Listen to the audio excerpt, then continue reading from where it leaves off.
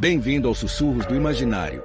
Nosso canal é totalmente dedicado a audiobooks, proporcionando uma experiência imersiva para todos os amantes de boas histórias. Aqui, você pode relaxar e deixar sua imaginação fluir enquanto escuta os melhores títulos literários. Dica especial: para uma experiência ainda mais completa, recomendamos que você acompanhe o audiobook com o livro físico ou o e-book. Dessa forma, você poderá desfrutar tanto da narrativa quanto do texto original, unindo os dois mundos. Pedimos desculpas especialmente aos deficientes visuais por quaisquer falhas que possam ocorrer nos audiobooks, como trechos em outras línguas, pequenos erros de narração ou tradução. Isso acontece porque utilizamos narração sintética para manter a produção dos áudios. Queremos ouvir você. Sugira nos comentários livros que gostaria de ver aqui no canal. Não se esqueça de curtir, comentar e se inscrever para ficar por dentro de todas as novidades. Obrigado por estar conosco e bons sussurros.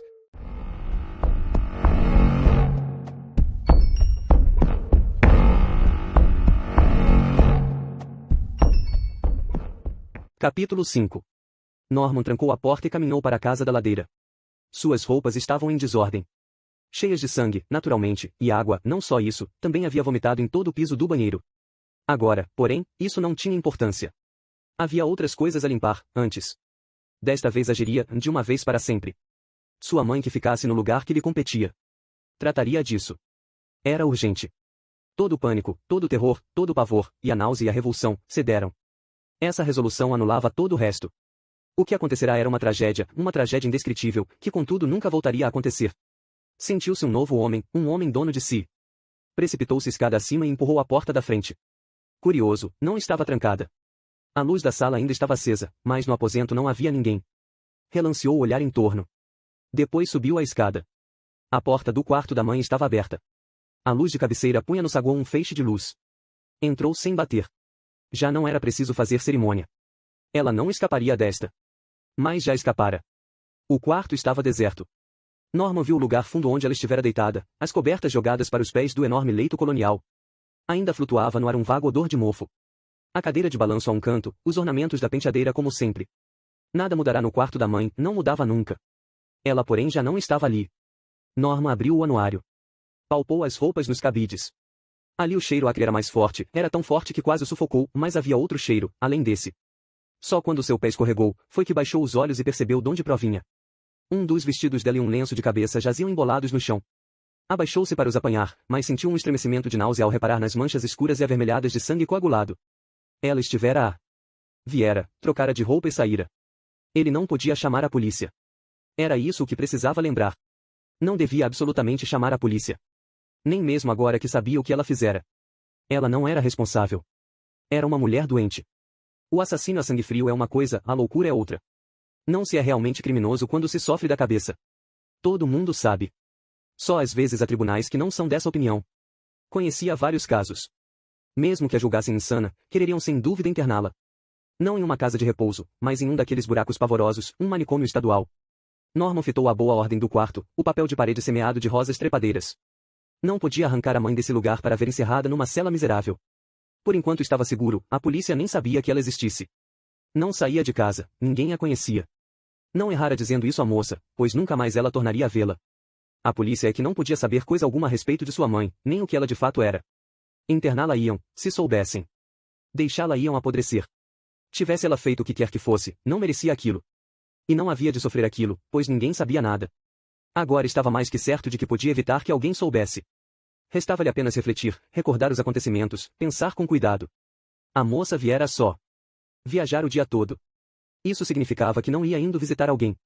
Nem sabia onde ficava Fire Valley, não citou nenhuma das cidades próximas, de modo que era a mínima possibilidade de que pretendesse visitar alguém nas redondezas. Quem quer que a estivesse esperando, se é que alguém a estava esperando, devia residir a alguma distância para o norte. Claro, isto não passava de uma suposição, mas parecia muito lógico. E ele tinha de arriscar por essa lógica. Ela assinará o livro de registro, naturalmente, mas isso não queria dizer nada. Se alguém perguntasse, diria que ela passará a noite no motel e depois continuará seu caminho. Restava-lhe se livrar do cadáver e do carro, depois limpar todas as manchas. Não seria difícil. Sabia exatamente o que fazer. A tarefa não seria agradável, mas também não seria um cavalo de batalha. E evitaria que ele fosse procurar a polícia. E salvaria a mãe. Oh! Não que desistisse de justar contar com ela, não que recuasse da intenção anterior, desta vez, não, mas a coisa podia esperar. O importante, agora, era se desfazer das provas do corpus delicti. O vestido e o lenço seriam queimados, igualmente a roupa que ele vestia. Reavisava-se, podia dar sumiço a tudo quando se livrasse do corpo. Fez das roupas uma trouxa e levou para baixo. Apanhou uma camisa velha e um cobre-tudo no saguão dos fundos, despiu as roupas que trazia e vestiu a outra. Não tinha cabimento lavá-las agora. Isso podia esperar até que terminasse a parte mais complicada da tarefa. A mãe, porém, se lembrará de as lavar quando voltou. Na pia da cozinha havia uma porção de manchas, igualmente cor-de-rosa, alguns vestígios indiscretos de rouge e pó de arroz. Fez uma anotação mental de lavar cada coisa quando voltasse, depois sentou e transferiu todo o conteúdo dos bolsos da roupa que acabava de despir para o cobre-tudo. Era uma pena jogar fora uma roupa tão boa como aquela, mas impossível evitá-lo. Impossível, se queria salvar a mamãe. Desceu até o porão e abriu a porta do antigo depósito de frutas. Achou o que procurava, uma velha cesta para roupa, cuja tampa estalara. Era suficientemente grande e serviria esplendidamente. Esplendidamente, e meu Deus, como podia pensar assim diante da tarefa que se propunha realizar? Sentiu um começo de retraimento antes da ação, depois respirou fundo. Não era a hora para autocrítica. Era preciso ser prático. Muito cauteloso, muito tranquilo. Calmo, jogou a roupa dentro da cesta. Calmo, retirou o oleado de uma mesa junto à escada do porão. Calmo, tornou a subir a escada, apagou a luz da cozinha, apagou a luz da saguão e saiu para a noite escura, carregando a cesta com o oleado por cima. Era mais difícil se conservar calmo ali no escuro. Mais difícil deixar de pensar em mil e uma coisas que podiam acabar mal. Mamãe partirá, para onde? Estaria na estrada, exposta a ser atropelada pelo primeiro carro que passasse? Estaria ainda sofrendo a reação histérica? O choque pelo que fizera não a levaria a contar tudo ao primeiro que encontrasse na estrada? Teria fugido, ou seria apenas uma ausência temporária? Quem sabe se não atravessar o mato atrás da casa, entrando na estreita faixa de 10 acres de terra que levava ao pântano? Não seria melhor ir primeiro procurá-la? Suspirou. Sacudiu a cabeça. Não podia correr esse risco. Não, enquanto aquela coisa estivesse esparramada no box do chuveiro do motel. Deixar aquilo ali, seria mais arriscado ainda. Não tivera a presença de espírito de apagar todas as luzes antes de sair, no escritório, no quarto dela. Assim, era possível surgir uma ave noturna à procura de acomodações. Não era frequente, mas de vez em quando a campainha tocava, de vez em quando, à 1, às 2 da madrugada. E pelo menos uma vez, durante a noite, a polícia rodoviária estadual cruzava por ali. Quase nunca parava, o que era oportuno, agora. Ia indo aos tropeções pela escuridão. A aléia era pedregulhada, não tinha lama, a chuva, porém, de certo amolecer o chão por detrás da casa. Ficariam vestígios. Tinha de pensar nisso. Ficariam vestígios que ele próprio não poderia enxergar. Se ao menos não estivesse tão escuro.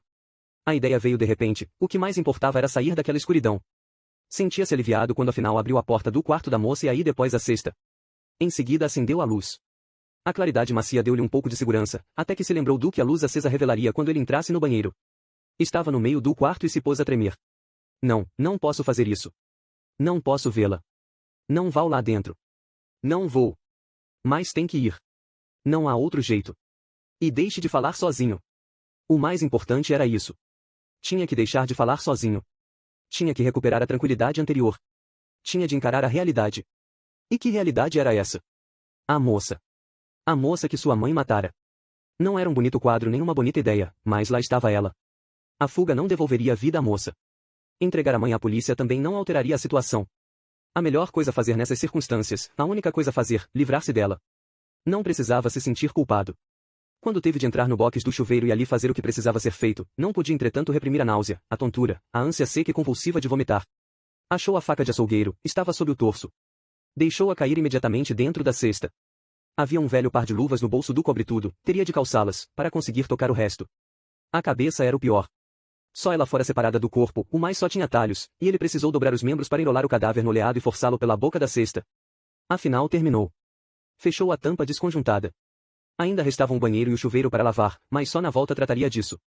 Precisava agora arrastar a cesta para o quarto, procurar a bolsa da moça e revistá-la em busca das chaves do carro. Abriu a porta devagar, pés crutando faróis em trânsito na estrada. Não passava nenhum, fazia muitas horas que não passava nada por ali. Só podia almejar e rezar que assim continuasse mais algum tempo.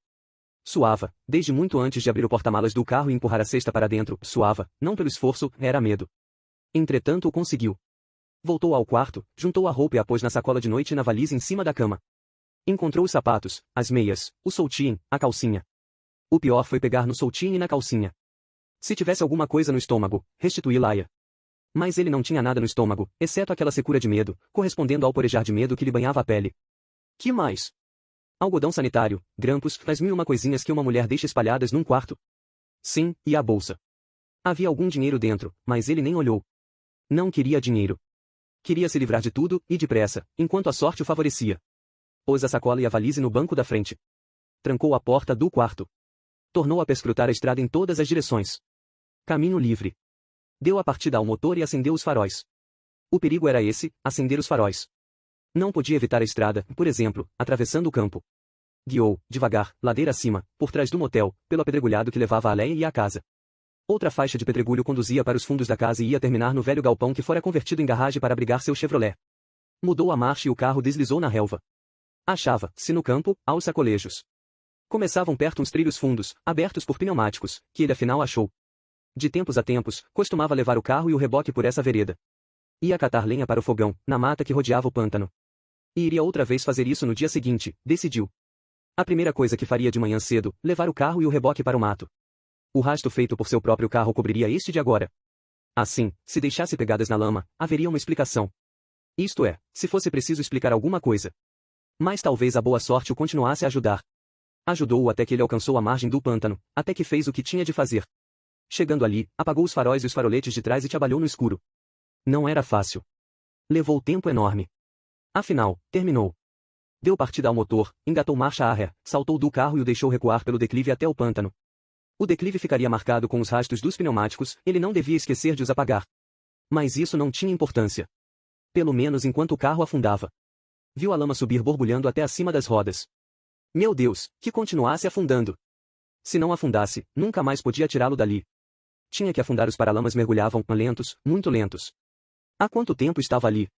Parecia-lhe horas, e o carro linda hora visível. A lama atingiu as maçanetas, subia para os vidros laterais e o para-brisa. Não ouvia o mínimo rumor. O carro continuava afundando, centímetro a centímetro, no silêncio mais absoluto. Agora só se via a capota. Súbito, um ruído de sucção, um plop. E tudo desapareceu. Norman não sabia que profundidade tinha o pântano naquele ponto. Só podia desejar que o carro afundasse. Que fosse para o fundo, bem para o fundo, onde jamais alguém o pudesse enxergar. Afastou-se com uma careta. Bom. Aquela parte estava em ordem. O carro estava no fundo. A cesta estava no porta-malas. O corpo estava na cesta. E o tronco contorcido e a cabeça sanguinolenta. Oh, não podia continuar pensando nisso. Não devia pensar nisso. Restavam coisas por fazer. Ele as fez. Quase automaticamente. Havia sabão e detergente no escritório e escova e balde. Norman repassou o banheiro, azulejo por azulejo, depois fez o mesmo no box do chuveiro. Concentrando na esfregação, a coisa ainda lhe era suportável, embora o cheiro de sangue lhe desse náuseas. Depois voltou a examinar o quarto. A sorte ainda o protegia, embaixo da cama encontrou um brinco. Não reparara que ela usava brincos no começo da noite, mas devia tê-los trazido. Talvez um deles escorregasse enquanto ela escovava os cabelos. O outro devia estar por ali. Ele sentia os olhos turvos e cansados, mas procurava. O brinco não aparecia em parte alguma. Devia estar na bagagem, ou talvez ainda preso à orelha da cabeça dela. Em qualquer caso, não tinha importância. Contanto que ele se livrasse deste. Atirá-lo-ia ao pântano na manhã seguinte. Ainda restava a casa. Precisava esfregar a pia da cozinha. Quando ele entrará, eram quase 2 horas no antigo relógio de pesos do saguão. Já quase não podia manter os olhos abertos o suficiente para lavar as manchas da pia da cozinha. Descalçou os sapatos inomeados, despiu o cobre-tudo, tirou a camisa e as meias, começou a lavar. A água estava como gelo, mas ainda assim não conseguiu espertá-lo. Sentia todo o corpo adormecente.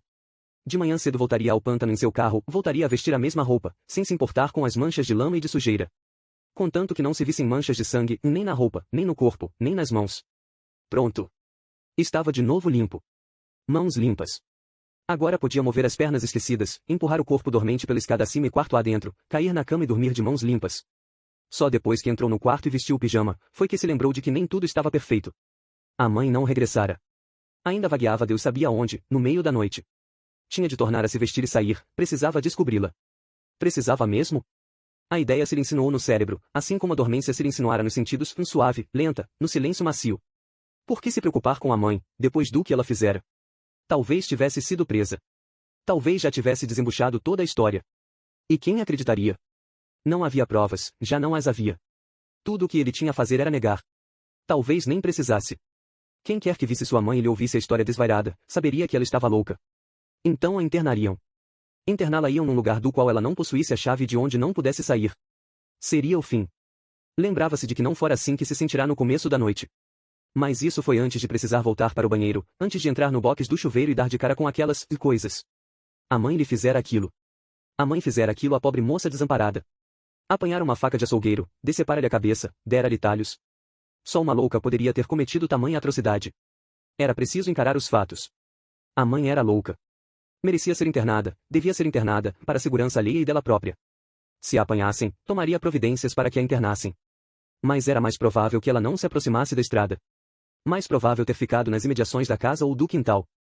Talvez o tivesse seguido até o pântano, quem sabe se não ficará a observá-lo todo o tempo. Naturalmente, se estivesse fora do juízo, tudo podia acontecer. Se ela tivesse ido ao pântano, talvez tivesse escorregado para dentro dele. Não era nada impossível, com o escuro que fazia. Lembrava-se da maneira pela qual o carro se afundara. Percebeu que o seu pensamento já não era claro. Sentia vagamente que estava deitado, que fazia muito tempo que estava deitado. Não estava realmente decidindo sobre o que faria, tampouco pensando na mãe, no paradeiro dela. Em vez disso, observava-a. Agora podia vê-la, conquanto igualmente sentisse uma dormência nos olhos e percebesse que as pálpebras se lhe iam fechando. Podia ver a mãe, e ela estava no pântano. Era a que ela estava. Tropeçara na escuridão da margem e não podia mais sair. A lama borbulhava em torno dos joelhos dela, ela tentava agarrar um galho para subir no barranco, mas debalde. Os quadris afundavam no lodo, o vestido lhe grupava as virilhas. Aquilo era nojento. Não devia olhar. Mas ele queria olhar, queria vê-la se afundar na mole escuridão aquosa e escorregadia. Ela o merecia, merecia afundar-se, merecia ir se juntar àquela pobre moça inocente. Tanto melhor. Dentro em pouco ele ficaria livre de ambas, da vítima e seu algoz, da mãe e da mãe cadela, afogada na lama asquerosa. Deixá-la que se afogasse na lama suja, borbulhante. Atingira-lhe os seios, e ele não gostava de pensar nessas coisas, nunca pensava nos seios dela, não devia pensar, e era bom que estavam desaparecendo, se afundando para sempre, e ele nunca mais pensaria nisso. Mas a podia ver respirando com dificuldade, o que também o fazia respirar com dificuldade, sentia sufocar-se junto com ela, e depois... Era sonho, tinha que ser sonho, a mãe estava em pé no chão firme, à beira do pântano, e era ele que se afundava. Estava de lama até o pescoço e ninguém o vinha salvar, socorrer, a ninguém se podia agarrar, a menos que a mãe lhe estendesse os braços. Só ela o poderia salvar. Ele não queria se afogar, não queria ficar sufocado, asfixiado na lama, não queria desaparecer do mesmo modo pelo qual a moça cadela desapareceu. E se lembrava por que ela estava ali, era porque fora assassinada, e fora assassinada porque representava o mal exibirá-se diante dele, deliberadamente o tentará com a perversidade da sua nudez. Ele próprio quis matá-la naquele mesmo instante, pois a mãe lhe ensinara o mal e os caminhos do mal, dizendo-lhe não deixarás viver uma cadela. Assim pois, a mãe não fizera outra coisa senão o proteger e ele não podia vê-la morrer. Ela não errara. Agora precisava dela, e ela precisava dele, e embora fosse louca, não o deixaria se afundar. Não podia deixar. A lama asquerosa fazia movimento de sucção em torno de sua garganta, beijava-lhe os lábios, se abrisse a boca engoliria. Mas precisava abri-la para gritar, e realmente gritava, mãe. Mãe. Salve-me. Então se viu fora do pântano, em sua cama, em seu lugar, o corpo encharcado, mas era suor. Agora sabia que fora sonho, mesmo antes de ouvir a voz dela junto à cama. Não houve nada, meu filho. Estou aqui. Tudo está bem. Sentiu a mão lhe acariciar a fronte, mão fria, como o suor que principiava a secar. Quis abrir os olhos, mas a ouviu, não se preocupe, filho. Torne a dormir. Mas quero lhe dizer, já sei. Vi tudo. Pensou que fugi, abandonando você? Fez o que devia, Norma. Agora está tudo bem. Sim, devia ser assim. Ela estava ali para o proteger, e ele estava ali para a proteger. Antes de readormecer, havia decidido. Nenhum dos dois falaria a respeito do que houve naquela noite. Nem agora, nem nunca. Não pensou mais em interná-la. Não importava o que ela fizera, o lugar dela era ali, ao lado dele. Talvez fosse mesmo louca, e assassina, mas era tudo para ele. Tudo quanto desejava. Tudo de que necessitava. E enquanto adormecia, bastava-lhe saber que ela estava a seu lado. Virou-se e se engolfou numa escuridão ainda mais densa e mais absorvente que a do pântano.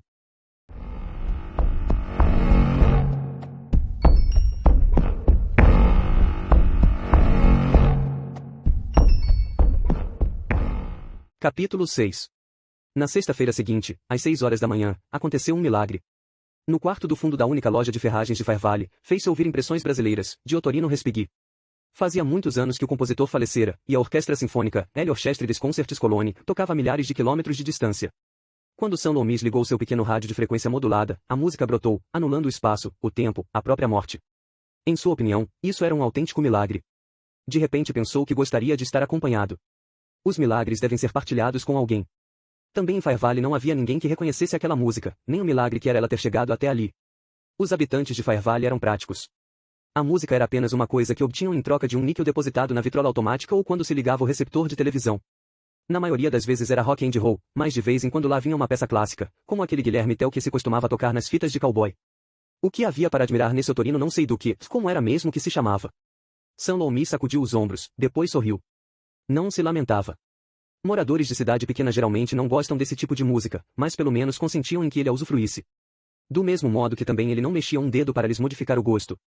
O acordo era mútuo. Pegou da prateleira o livro de contabilidade e o levou para a mesa da cozinha. A mesa se improvisava em escrivaninha, como ele se improvisava em guarda-livros. A tarefa lhe tomaria 1 hora. Era um dos inconvenientes de morar em um quarto nos fundos do armazém de ferragens. Não havia espaço disponível, e tudo tinha de ser improvisado. Aceitava a situação. Não seria para sempre, a julgar pelo rumo que as coisas tomavam. Um rápido olhar pelos números pareceu-lhe confirmar o otimismo. Teria de fazer uma verificação nas despesas do inventário, mas era quase certo poder pagar outros $1.000 naquele mês. O que levaria a 3.000 a totalidade dos pagamentos do semestre. E a época não era de grandes vendas. Com a entrada do outono o negócio retomaria lento. Fazia contas em um retalho de papel. Sim, provavelmente liquidaria as dívidas. Sentiu-se aliviado. Mary também havia de sentir-se aliviada com a perspectiva. Ultimamente Mary parecia triste. Era essa a impressão que suas cartas causavam. Isto é, quando havia cartas, pois ela já lhe devia algumas. Tomara escrever a ela na última sexta-feira, e nada de resposta. Quem sabe estava doente. Não, se fosse esse o caso, teria recebido um bilhetinho de Lila. Provavelmente era desânimo, alguma depressão. Não a censurava por isso. Fazia muito tempo que vinha trabalhando demais. Ele também, naturalmente.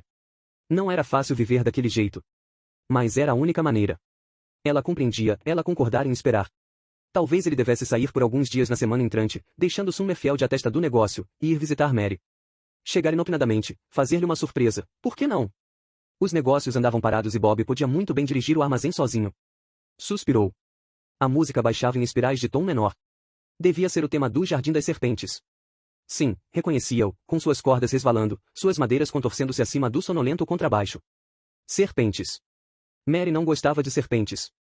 Provavelmente também não gostasse desse gênero de música. Às vezes pensava se não teriam errado ao traçar o plano do seu futuro. Afinal de contas, que sabiam um do outro? Exceto o cruzeiro que fizeram juntos e os 2 dias que Mary ali passara no ano anterior, não tinham tido outra convivência. Naturalmente, havia as cartas, mas talvez isso apenas servisse para piorar as coisas. Nelas, Sam descobriram outra Mary, moça cheia de venetas, de personalidade petulante, dada preferências e repugnâncias fortes como preconceitos. Sacudiu os ombros. Que é que estava sentindo? A morbidez da música? Doiam-lhe os músculos da nuca. Escutou com atenção, esforçando-se para isolar o instrumento, determinar com precisão a frase musical que desencadeara aquela reação. Havia algo errado, algo que ele intuía, algo que podia quase ouvir. Levantou-se, empurrando para trás a cadeira. Sim, ouvia. Era uma leve pancada na porta do armazém. Só isso, naturalmente, nada que o devesse preocupar. Alguém fazia girar a maçaneta da porta da frente. O armazém estava fechado, as portas de aço descidas. Talvez fosse algum viajante. Provavelmente. Seus conterrâneos sabiam quando ele fechava o armazém, igualmente sabiam que ele morava no quarto dos fundos. Se o precisassem ver fora de horas, telefonariam antes, naturalmente. Bom, negócio era negócio, fosse lá quem fosse o freguês. Voltou-se e se precipitou pelo corredor escuro. Agora, na porta da frente, podia ouvir, com toda a nitidez, pancadas violentas, com efeito, até tilintar as caçarolas e panelas na prateleira de miudezas. Devia ser urgente. Ou algum freguês precisando de lâmpada nova para o refletor Mickey Mouse do garoto? Tateou o bolso, achou o chaveiro. Já vou indo, exclamou, já vou abrir. E assim fez com destreza, escancarando a porta sem tirar a chave da fechadura. Ela estava em pé no limiar. Sua silhueta era posta em relevo pela luz da calçada fronteira. Quando a reconheceu, Sam ficou paralisado, depois avançou e seus braços enlaçaram. Mary. E sua boca procurou a dela. Mas a moça se endureceu, recuou, cerrou os punhos e começou a golpear-lhe o peito. Que era aquilo? Não sou Mary. Exclamou ofegante, não sou Lila. Lila? Balbuciou Sam, dando um passo para trás. Ah. Irmã de Mary? Sam então viu o rosto de perfil, os reflexos que a luz da lâmpada punha nos cabelos dela. Cabelos castanhos, mais claros que os de Mary. Agora havia a diferença na forma arrebitada do nariz, no ângulo alto dos ossos faciais. Era também um pouquinho mais baixa, os quadris e os ombros ligeiramente mais estreitos. Desculpe, murmurou ele, foi a luz. Não tem importância. A voz também era diferente, mais suave, mais baixa. Não quer entrar? Sim, disse ela hesitando, a olhar para baixo, e Sam viu então a valise na calçada. Vamos, deixe que a valise eu levo. Ao passar pelo corredor, acendeu a luz dos fundos. Meu quarto é mais adiante. É por aqui. Ela o seguiu em silêncio. Não num silêncio total, pois o poema musical de Respighi ainda enchia o ar. Ao entrarem na improvisada residência, Sam fez menção de desligar o rádio. Lila deu com a mão. Deixe, pediu, quero ver se reconheço a música. Vila Lobos? Respighi. Chama-se Impressões Brasileiras. Gravação da Urânia, me parece. Oh, não temos isso em nosso estoque. E pela primeira vez ele se lembrou de que Lila trabalhava numa loja de discos. Quer continuar ouvindo ou prefere conversar? Perguntou Sam. Desligue. Melhor conversarmos. Ele sacudiu a cabeça, inclinou-se sobre o aparelho, depois encarou, sente-se, pediu-lhe, e tire o casaco. Obrigada. Não pretendo me demorar. Preciso procurar um quarto. Veio de visita? Só por esta noite. Talvez vá embora amanhã cedo. E não se trata propriamente de uma visita. Vim à procura de Mary. À procura de... E Sam olhou espantado. E que viria ela fazer aqui? Pensava que você podia me dizer. Como? Mary não está aqui. Mas esteve? Logo no princípio da semana? Claro que não.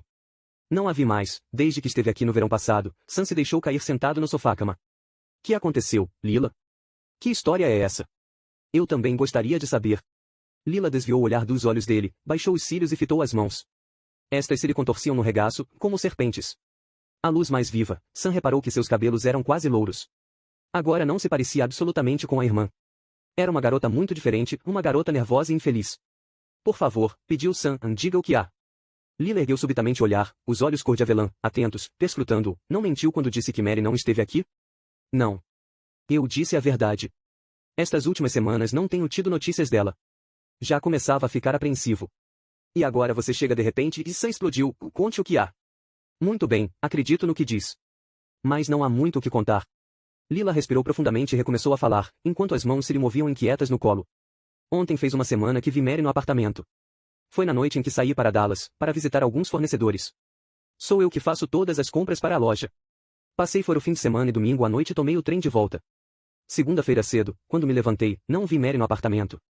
A princípio isso não me preocupou, talvez ela tivesse saído mais cedo para o trabalho. Mas geralmente ela me telefonava no correr do dia. Como não o fizesse, lá pelo meio-dia telefonei para o escritório. Mr. Lovery respondeu. Disse que estava se preparando para me chamar, a fim de saber o que tinha havido. Mary não comparecera ao trabalho. Não soubera mais dela, desde a sexta-feira à tarde. Espere um pouco, disse Sam, devagar. Deixe-me compreender bem isso. Quer dizer que já faz uma semana que Mary está desaparecida? Receio que sim. Então por que não me avisaram antes? Levantou-se, sentindo-se renovar a tensão nos músculos da nuca, sentindo-a na garganta e na própria voz. Por que não procurou entrar em contato comigo? E a polícia? Sam, em vez disso ficou todo esse tempo à espera e agora vem aqui me perguntar se a vi. Não tem sentido. Nada tem sentido. A polícia ainda não sabe. E Mr. Lovery nem sabe que você existe. Depois do que ele me falou, concordei em não dar parte à polícia. Mas fiquei tão apreensiva, tão assustada, que precisei investigar. Foi por isso que vim aqui, proceder a indagações por minha própria conta. Pensei que talvez vocês dois tivessem planejado a coisa juntos. Planejado o quê? Gritou Sam. É isso que eu gostaria de saber. A voz era suave, mas nenhuma suavidade havia no rosto do homem que estava de pé na porta. Alto, magro, profundamente tisnado. Um chapéu Stetson cor de cinza sombreava-lhe a fronte, não porém os olhos. Estes eram azul gelo, e, como gelo, duros. Quem é o senhor? Inquiriu Sam, como entrou aqui? A porta da frente estava aberta e entrei. Venho fazer algumas indagações, mas verifico que Miss Crane já me levou vantagem. Agora talvez o senhor tenha uma resposta a dar a nós dois. Resposta? Isso mesmo. E o homem alto avançou, uma das mãos enfiada no bolso da jaqueta cor de cinza. Sam ergueu o braço, depois o deixou cair, enquanto o homem tirava a mão do bolso e lhe estendia uma carteira que subitamente lhe exibiu. Meu nome é Arbogast. Milton Arbogast. Investigador licenciado, representante da Paridade Mútua. Temos uma apólice de seguro da agência Lovery, onde sua amiguinha trabalhava. Foi por isso que vim. Quero saber o que vocês dois fizeram com aqueles $40 mil.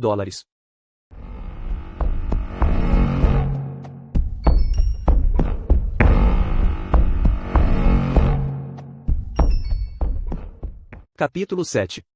O Stetson cor de cinza estava agora em cima da mesa, e a jaqueta cinzenta pendurada nas costas de uma cadeira de Sam. Arbogast apagou seu terceiro cigarro no cinzeiro e imediatamente acendeu outro. Muito bem, disse ele, o senhor não saiu de Fairvale em toda a última semana. Acredito, Miss. O senhor sabe que é melhor não mentir. Aliás, ser-me-ia fácil verificar a veracidade da história. O investigador puxou uma lenta baforada. Mas isto não prova que Mary não tenha vindo visitá-lo. Podia ter vindo aqui uma noite destas, exatamente como sua irmã veio hoje. Sam suspirou. Mas não veio. Olha aqui, o senhor acaba de ouvir o que Lila disse. Faz várias semanas que nada sei de Mary. Escrevi-lhe na última sexta-feira, no mesmo dia em que se supõe que ela tenha desaparecido. Por que faria eu uma coisa dessas, se tinha certeza de que ela viria aqui? Para despistar, naturalmente. Foi um ato muito inteligente, e Arbogast soltou uma violenta baforada. Sam coçou a nuca. Não sou inteligente assim. Absolutamente. Nada sabia a respeito do dinheiro. Segundo o senhor explicou, nem o próprio Mr. Lovery sabia com antecedência que alguém ia levar-lhe ao escritório $40.000 em dinheiro na tarde de sexta-feira. Mary também de certo não sabia. Como podíamos ter combinado um plano? Ora, ela podia ter chamado por algum telefone público, logo que se apossou do dinheiro, na sexta-feira à noite, digamos, e disse ao senhor que lhe escrevesse. Verifique isso com a companhia telefônica daqui, respondeu Sam, com um ar cansado. Ficará sabendo que há um mês não tenho feito chamados interurbanos. Arbogast abanou a cabeça. Quer dizer que ela não telefonou. Veio diretamente, contou-lhe o que acontecerá e combinou encontrá-lo mais tarde, quando a coisa esfriasse. Lila mordeu os lábios. Minha irmã não é uma criminosa, o senhor não tem o direito de falar assim. Não há provas de que ela se tenha apossado do dinheiro. Quem sabe se o próprio Mr. Lovery foi depositá-lo. Quem sabe inventou toda essa história para despistar. Desculpe, disse Arbogast, compreendo os seus sentimentos, mas estes não servem de pretexto. A menos que o ladrão seja encontrado, julgado e condenado, a nossa companhia não paga a apólice de seguro, e Lovery perderia os 40 mil. Em consequência, que proveito ele teria com esse estratagema? Não só isso, mas a senhora está menosprezando os fatos. Mary desapareceu. Está desaparecida desde a tarde em que recebeu o dinheiro. Não o levou ao banco. Não o escondeu no apartamento. Mas o dinheiro sumiu. E o carro dela sumiu. Ela também sumiu. Mais um cigarro se acabou e foi enterrado no cinzeiro. Tudo combina. Lila começou a soluçar baixinho. Não, não combina. O senhor me devia ter ouvido quando eu quis chamar a polícia. Em vez disso, consenti em que o senhor e Mr. Lovery me fizessem calar. O senhor disse que não queria dar o alarme e que, se esperássemos, talvez Mary resolvesse devolver o dinheiro. O senhor não quis acreditar no que eu dizia, mas agora sei que eu tinha razão. Mary não roubou o dinheiro. Alguém a raptou. Alguém que estava a par da história. Arbogast encolheu os ombros, depois se ergueu devagar e se dirigiu para a moça. Deu-lhe uma pancadinha no ombro. Escute aqui, Miss Crane, já examinamos tudo isso antes, lembra-se? Ninguém sabia o caso do dinheiro. Sua irmã não foi raptada. Foi para casa, fez as malas, saiu no seu próprio carro e estava sozinha. A senhorita não a viu sair? Então. Seja razoável. Estou sendo razoável. O senhor é que faz confusão. Imagine, seguir-me até aqui para inquirir Mr. Loomis. O investigador abanou a cabeça. Que a leva a pensar que a segui? Perguntou tranquilamente. Então como é que hoje de noite se encontra aqui? O senhor não sabia que Mary e Sam Loomis eram noivos. Exceto eu, ninguém mais sabia. O senhor nem ao menos sabia da existência de Sam. Arbogast tornou a abanar a cabeça. Sabia, sim. Lembre-se, lá no apartamento, quando dei a batida na escrivaninha de sua irmã, topei com este envelope. E o investigador o agitou no ar, Ué. Está endereçado a mim. Murmurou Sam, levantando-se para apanhá-lo. Arbogast retirou a mão. Não precisará disto, não tem carta dentro, é apenas o envelope. Mas pode me servir, por trazer a letra dela. Fez uma pausa. Tenho, com efeito, me servido dele, desde a manhã de quarta-feira, quando saí para cá. Foi na quarta-feira que o senhor veio para cá? Indagou Lila, dando pancadinhas nos olhos com o lenço. Isso mesmo. Não vim no seu encalço, Miss, mas à sua frente. O endereço do envelope me deu a pista. Isso, mais o retrato de Loomis na moldura, junto à cama de sua irmã. Com todo o meu amor, Sam. Foi fácil estabelecer a ligação. Em consequência decidi me colocar no lugar de sua irmã. Acabo de me apoderar de $40 mil em dinheiro. Tenho de sair da cidade, e depressa. Para onde ir? Para o Canadá, o México, as Índias Ocidentais? Muito arriscado. Além disso, não tive tempo de fazer planos de longo alcance. O meu impulso natural teria sido vir diretamente procurar o namorado. Sam deu um murro tão forte na mesa da cozinha, que os tocos de cigarro saltaram para fora do cinzeiro. Já chega! Bradou ele, o senhor não tem direito de fazer essas acusações. Até aqui ainda não apresentou sequer uma prova do que acaba de dizer. Arbogast apalpou o bolso, à procura de mais um cigarro. Quer uma prova, não é? O que acha que andei fazendo na estrada desde quarta-feira de manhã? Foi quando achei o carro. Achou o carro de minha irmã? Exclamou Lila, levantando-se. Claro. Tive um palpite engraçado, que uma das primeiras coisas que ela faria seria encostar o carro. Procurei todos os revendedores e alugadores de carros de segunda mão, dando a descrição do dela e o número da chapa. Valeu a pena. Não demorou muito, encontrei. Exibi ao sujeito minhas credenciais e ele desembuchou. Depressinha. Parecia que o carro lhe queimava as mãos. Não refutei o que ele disse. Mary Crane fechará o negócio às pressas, na noite de sexta-feira, um pouco antes de se fechar a casa. Teve um bruto prejuízo na troca. Obtive todas as informações e uma completa descrição da lata velha em que ela saiu. Dirigiu-se para o norte. Eu também me dirigi para o norte. Eu não podia andar muito depressa. Tinha um palpite de que ela aderiria à estrada, de vez que se dirigia para cá. Talvez que na primeira noite guiasse em linha reta. Durante 8 horas, eu também guiei em linha reta. Depois fiquei um tempo enorme rodando em torno da cidade de Oklahoma, inspecionando motéis da estrada e postos de carros para alugar. Imaginei que ela podia trocar de carro, para se sentir mais segura. Mas qual? Quarta-feira cheguei até Tulsa. A mesma rotina, os mesmos resultados. Só hoje de manhã foi que achei a agulha no palheiro. Outro posto de carros para alugar, outro revendedor, exatamente ao norte dali. Ela fez a segunda troca na manhã do último sábado, apanhou outra lata velha e acabou num Plymouth azul de 1953, com um para-choque fronteiro amassado. Arbogast tirou do bolso um livro de notas. Está tudo aqui, o branco no preto. A marca, o número do motor, tudo. Os 2 revendedores mandaram fazer cópias fotostáticas de tudo e as remeterão para meu escritório. Mas agora isso já não tem importância. O importante é saber que Mary Crane se dirigia para o norte ao sair de Tulsa, tomando pela estrada principal no sábado de manhã, após ter trocado de carro 2 vezes nas últimas 16 horas. Na minha opinião, era este o lugar a que ela queria chegar. E a menos que tivesse acontecido qualquer coisa inesperada, um enguiço do carro, talvez um acidente, ela devia ter chegado aqui no sábado à noite. Não chegou, afirmou Sam. Não a vi. Olhe, posso arranjar uma prova, se a desejar. Na noite do último sábado eu estava no salão da Legião, jogando baralho. Há muitas testemunhas. No domingo de manhã fui à igreja.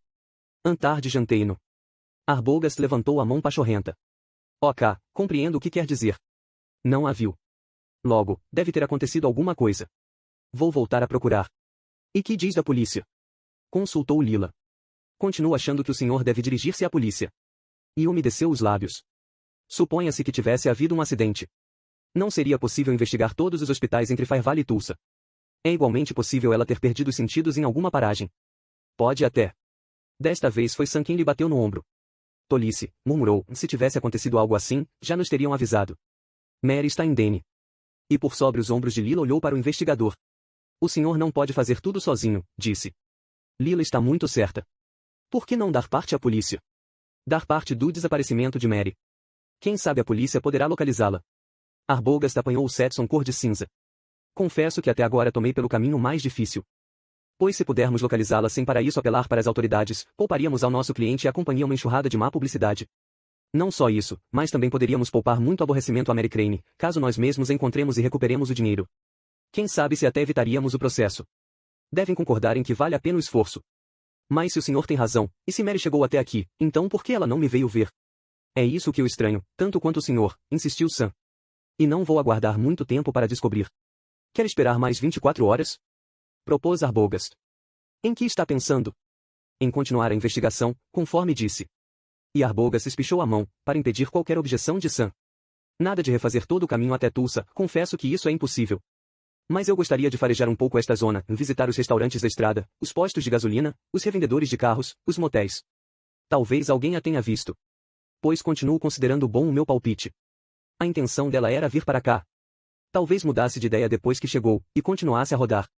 Mas eu gostaria de averiguar isso. E se nada descobrir nas próximas 24 horas? Então ficaremos quites, darei parte à polícia e iniciaremos as buscas de rotina, referentes a pessoas desaparecidos. Ok. Sam fitou Lila. Que acha? Perguntou. Não sei. Estou tão apreensiva que não posso pensar. Sam, decida você, e Lila suspirou. Sam acenou com a cabeça para Arbogast. Muito bem. Fica combinado. Mas desde já fique certo, se nada acontecer até amanhã, e se o senhor não notificar a polícia, eu notificarei. Arbogast vestiu o paletó.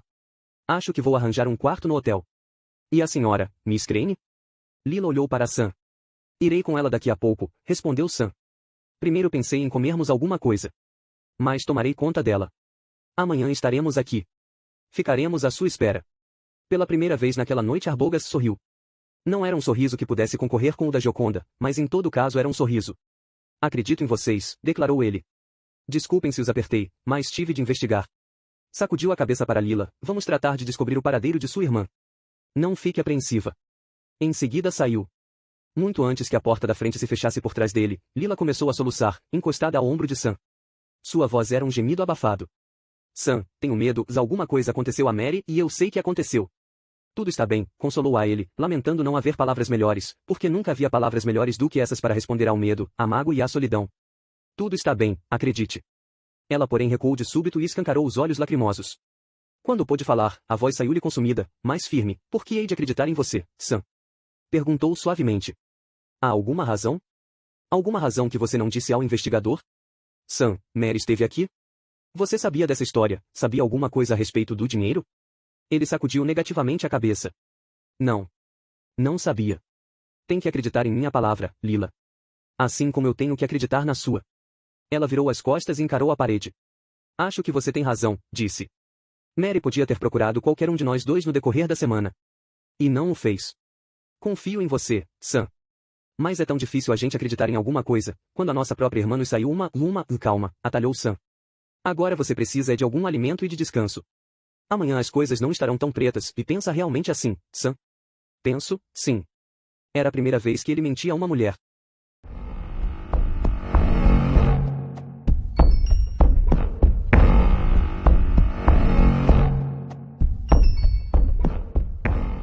Capítulo amanhã se transformará em hoje, sábado, e para Sam era o tempo da espera.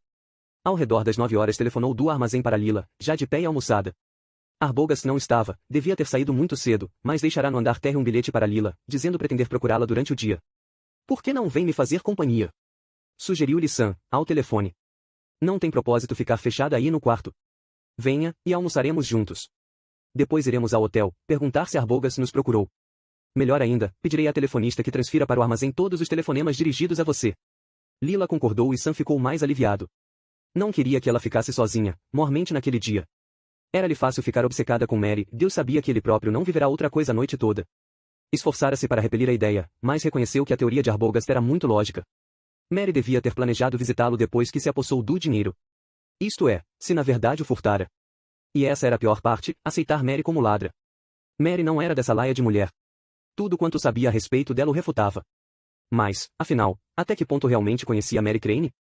Ainda na véspera refletira sobre o insuficiente conhecimento que tinha da sua prometida. Conhecia-a tão mal que tomara Lila por ela a luz frouxa do corredor. Engraçado, pensava Sam, como acreditamos conhecer completamente uma pesosa, só porque a vemos algumas vezes ou porque nos sentimos ligados a ela por um elo emotivo. Ali mesmo em Fire Valley havia exemplos, Tompkins, por exemplo, muito tempo superintendente escolar, e grande rotariano, mas abandonou a família por uma garota de 16 anos. Quem poderia jamais prever uma coisa dessas? Ou prever que Mike Fisher, o maior devasso e jogador desta parte do estado, iria morrer deixando tudo o que possuía para o orfanato presbiteriano? Ou que Bob Summerfield, seu empregado no armazém, ali trabalhará mais de um ano, antes que ele soubesse que o mesmo fora expulso do serviço militar, por ter tentado rebentar o crânio do capelão com a coronha da pistola.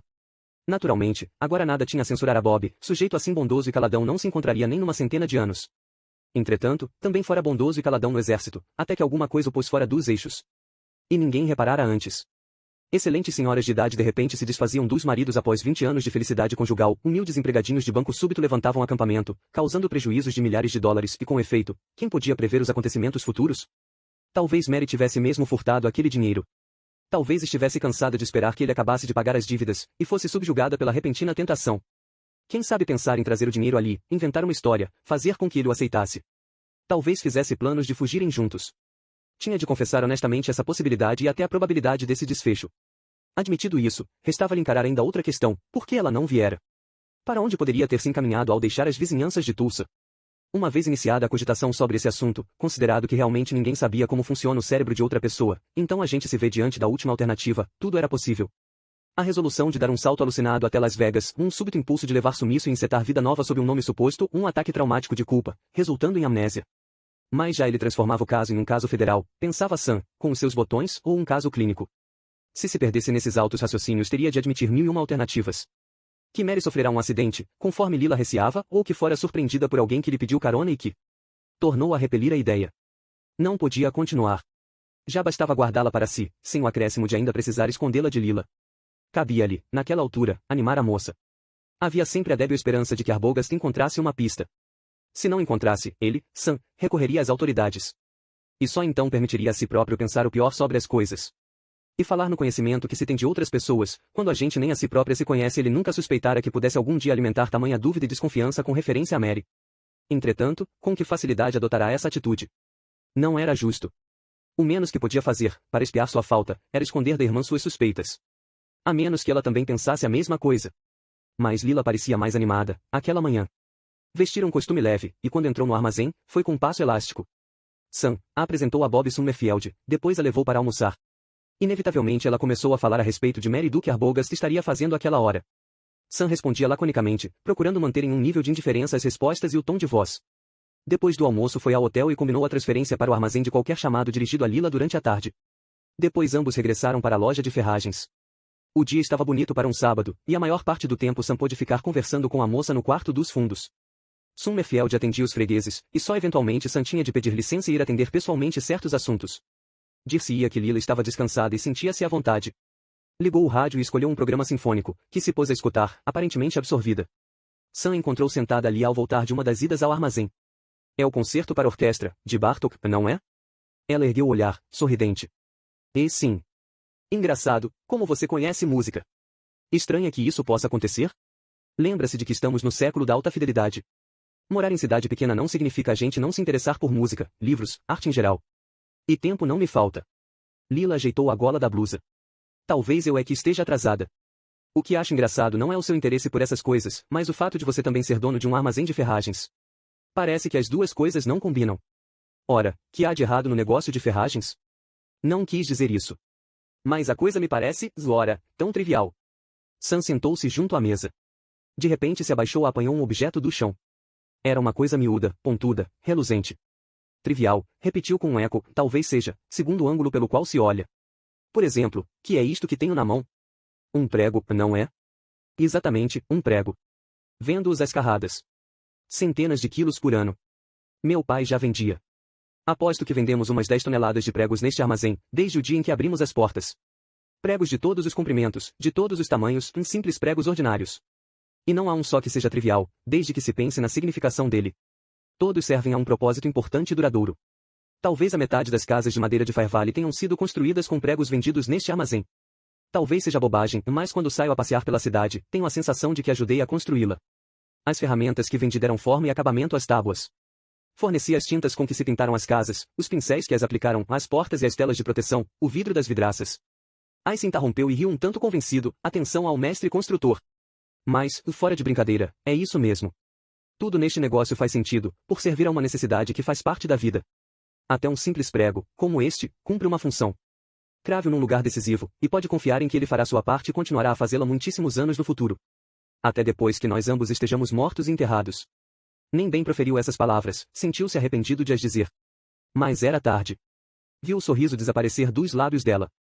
Sam, estou apreensiva. São quase 4 horas e Arbogast não chamou, e ele vai chamar. Tenha paciência, dê-lhe tempo. Não aguento mais. Você falou em 24 horas, e que depois iria dar parte à polícia. Disse e confirmo. Mas o prazo só termina às 8 da noite. E continuo dizendo que talvez não seja preciso dar parte. Talvez Arbogast tenha razão. Talvez. Sam, quero saber. Tornou a alisar a blusa, mas sua testa continuou franzida. Não pense que me enganou com essa história de pregos. Está tão nervoso como eu, não está? Sim, creio que sim. E Sam se pôs em pé, balançando os braços. Não sei por que Arbogast não chamou até agora. Não há na zona muitos lugares que justifiquem uma investigação. Nem que ele tivesse parado em cada banca de cachorro quente, ou em cada motel do distrito. Se até a hora da ceia ele não aparecer, irei eu mesmo procurar Jude Chambers. Quem? Jude Chambers. É o xerife local. Fire Valley é a sede do distrito. Sam e eu. O telefone chamou no interior do armazém. Sam desapareceu sem esperar que ela terminasse a sentença. Bob Summerfield já estava atendendo. É para você, disse o empregado. Sam tomou o fone, olhou por cima do ombro para ver se Lilo acompanhará. Alô, aqui é Sam Loomis. Aqui é Arbogast. Você deve estar apreensivo com a minha demora. Estamos. Lila e eu estávamos esperando que o senhor chamasse. Que foi que descobriu? Houve uma breve pausa, quase imperceptível. E em seguida, nada por enquanto. Por enquanto? Onde esteve todo o dia? Onde é que não estive? Fiz a cobertura de toda a zona, de uma outra ponta. Agora estou em Parnassus. Fica nos confins do distrito, não é? Que diz da estrada? Percorri-a inteirinha. Dizem que posso voltar por outro caminho, por uma variante. Sim, tem razão. A estrada velha é agora um ramal distrital. Mas em toda ela não há nada. Nem sequer um posto de gasolina. Um sujeito aqui no restaurante diz que há um motel, mais para trás. Oh, isso me lembra, parece que há mesmo. O velho sítio de Bates. Não sabia que ainda funcionava. Não é provável encontrar alguma coisa por lá. Bem, é o último da lista. Como estou voltando, darei um pulo até lá. Como vai você? Bem. E a garota? Sam baixou a voz. Quer que notifique imediatamente as autoridades. Acho que tem razão. Depois do que o senhor me disse, acho que tem razão. Quer esperar até que eu chegue? Quanto tempo leva? Talvez 1 hora. A menos que eu tope com alguma coisa nesse motel. Arbogast fez uma pausa. Olha aqui, vamos fazer um trato. Estou disposto a continuar pesquisando. Só lhe peço que espere pelo meu regresso. Iremos juntos à polícia. Será muito mais fácil obter cooperação, eu indo junto. Você sabe como é a lei de uma cidade pequena. No mesmo instante em que se desliga um chamado interurbano, eles apertam o botão do pânico. Damos-lhe 1 hora, disse Sam, e ficamos à sua espera no armazém. Pôs o fone no gancho e se voltou para sair. Que disse ele? Perguntou Lila, descobriu alguma coisa? Ainda não, mas ainda não terminou. Há outro lugar onde pretende ir. Só mais um. Não fale assim. Talvez aí descubra alguma coisa. Se não, estará de volta dentro de 1 hora. Então procuraremos o xerife. Você ouviu o que eu disse a ele? Está bem. Vamos esperar. Você disse 1 hora. Não foi 1 hora agradável. Sam sentiu-se quase grato quando os fregueses, na segunda parte da tarde, se avolumaram e ele teve um pretexto para ir ajudar Bob a atendê-los. Já não podia fingir-se alegre, nem puxar conversa miúda. Nem com Lila, nem com ele mesmo. Porque agora começava a perceber. Acontecerá alguma coisa. Acontecerá alguma coisa a Mary. Alguma coisa, Sam. Depois de despachar um freguês, afastava-se da caixa registradora, quando deu de cara com Lila. Esta saíra do quarto dos fundos e apontava para o seu relógio de pulso. Sam, a hora terminou. Já sei. Concedamos mais alguns minutos, sim? Primeiro preciso fechar o armazém. Mais apenas alguns minutos. Por favor. Se soubesse como estou. Acredite que sei. E apertou o braço da moça, forçando um sorriso. Não se preocupe, ele chegará de um momento para outro. Arbogast não chegou. Sam e Summerfield despacharam o último retardatário às 5h30. Sam conferiu a caixa e Summerfield cobriu os balcões para a noite. Arbogast continuava ausente. Summerfield apagou as luzes, preparou-se para sair. Sam se aprontava para fechar a porta. Nada de Arbogast. Agora vamos, disse Lila, se você não for, eu vê. Ouça. Gritou Sam. É o telefone. E logo em seguida, alô. Aqui é Arbogast. Onde está? Prometeu que, esqueça isso. A voz do investigador era baixa, as palavras se precipitavam. Estou aqui no motel, e só tem 1 minuto. Queria dizer por que não apareci. Escute, encontrei uma pista. Sua garota esteve aqui. Na noite do último sábado. Mary? Tem certeza? Sim. Examinei o livro de registro e pude comparar a letra do envelope com a assinatura dela no livro de hóspedes. Naturalmente, ela usou um nome suposto, Jane Wilson, e deu o endereço errado. Tenho de arranjar uma licença do tribunal para tirar uma cópia fotostática do livro de registro, para o caso de me exigirem uma prova. Que mais descobriu? A descrição do carro combina, e também a descrição da garota. O proprietário deu-me informações. E como conseguiu que ele desse? Mostrei-lhe meu distintivo e desfiei a história do carro roubado, ficou todo nervoso. E um sujeito esquisito. Chama-se Norman Bates. Conhece-o? Não, creio que não. Disse que a garota chegou no sábado, mais ou menos às 6 da tarde. Pagou o adiantado. Chovia e era a única hóspede. Diz que ela se levantou bem cedo no dia seguinte, antes que ele descesse para abrir o estabelecimento. Ele mora com a mãe, numa casa por detrás do motel. Acha que ele não mentiu? Ainda não sei. Que quer dizer com isso? Bem, apertei um pouco, quando aludi ao carro e ao resto. E ele deixou escapar que convidará a garota a ir cear com ele naquela casa por detrás do motel. Disse que era só isso e que a mãe podia confirmar. Falou com ela? Não, mas vou falar. Está em casa, no quarto dela. Mo quis fazer-me desistir, dizendo que ela é muito doente e não pode ver ninguém, mas eu a vi sentada à janela do quarto. Observava-me quando cheguei. Disse-lhe que precisava ter uma conversa com a velha, quisesse ele ou não quisesse. Mas o senhor não tem autorização, olha aqui, você sabe o que aconteceu com a garota, não é? E o sujeito do motel não sabe nada sobre a autorização exigida para se dar início a uma busca. O fato é que ele correu para casa e disse à mãe que se aprontasse. Enquanto ele está lá, liguei para você. Fique firme aí até eu acabar a investigação por aqui. Até logo. O receptor deu um estalido e cortou-se a ligação. Sam pendurou o fone, virou-se para Lila e relatou-lhe a conversa. Agora, sente-se melhor? Sim. Mas queria saber. Espere mais um pouco e havemos de saber. Agora esperemos. E o que nos resta?